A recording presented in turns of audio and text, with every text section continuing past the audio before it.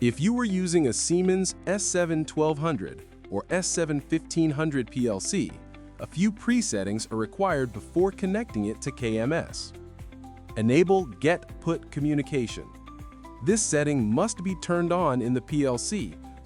Uncheck Optimized Block Access. No presetting needed for S7-300 and S7-400.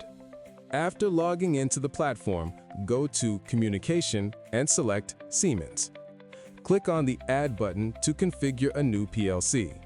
Assign a logical name to the PLC. Enter the IP address 192.168.16.5.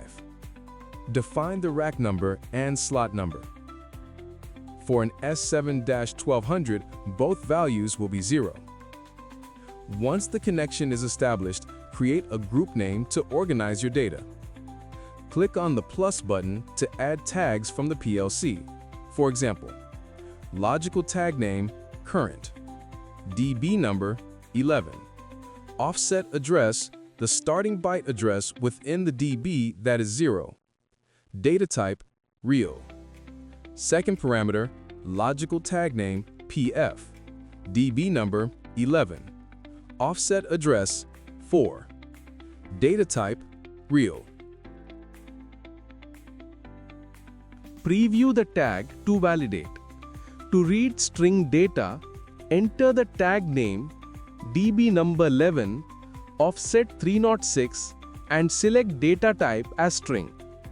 Also define the length 20 as per the DB configuration.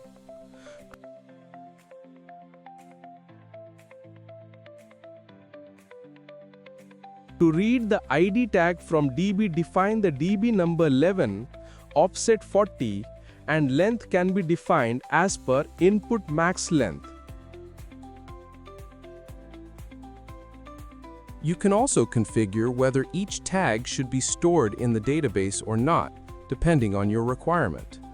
In addition, you have the option to apply dynamic contextualization, which allows you to enrich the data with meaningful context before storing or using it.